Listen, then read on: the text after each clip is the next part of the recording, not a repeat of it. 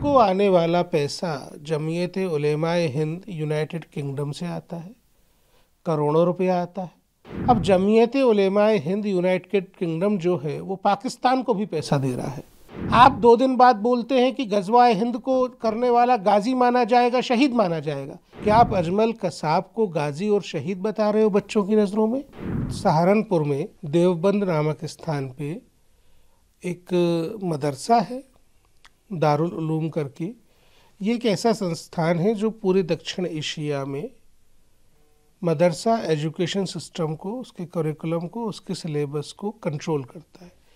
इन्होंने एक फतवे में गजवाए हिंद को ग्लोरीफाई किया था, भारत पे आक्रमण को ग्लोरीफाई किया था।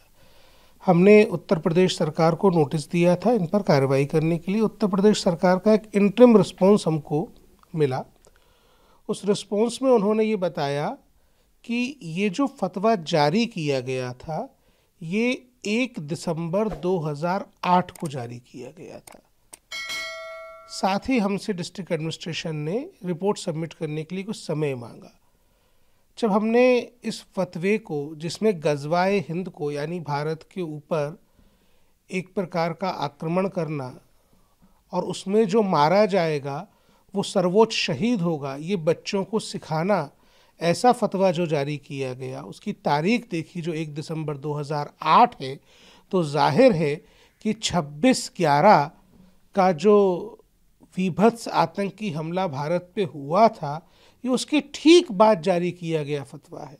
ये मामला बेहद गंभीर प्रकृति का दिखता है, इसलिए हमने कलेक्टर और एसपी सहारनपुर को सम्मन करके दिल्ली आने के लिए कहा है और इस पर उनसे पूरा का पूरा एक्शन टेकन रिपोर्ट और स्पष्टीकरण आहूत किया है। देखिए, दारुल उलूम देवबंद जो है वो न केवल मदरसे में पढ़ने वाले बच्चों बल्कि पूरी दुनिया में मदरसे के सिलेबस को लेकर के जिस तरीके की एक्टिविटीज़ को संचालित करता है, तो जाहिर है कि देवबंद से प्रभावित होकर बच्चे गलत हरकतों को अंजाम दे सकते हैं। हमने इसके उदाहरण पहले भी देखे हैं।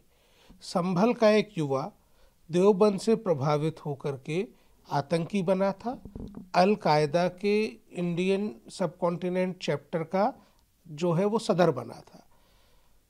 दारुल उलूम देवबंद से संबंधित संस्थाओं को और उससे संबंधित उस पर नियंत्रण करने वाले मौलानाओं को जो फंडिंग आती है, हाल ही में हमने देखा, मैं आपको दस्तावेज दिखा सकता हूँ। ये दस्तावेज जो है ये उनकी एक संस्था के FCRA अकाउंट का है। उनको आने वाला पैसा जमीयत उलेमाए हिंद यूनाइटेड किंगडम से आता है, करोड़ों रुपया आता है। अब जमीयत उलेमाए हिंद यूनाइटेड किंगडम जो है वो पाकिस्तान को भी पैसा दे रहा है, वो भारत में भी आपको पैसा दे रहा है।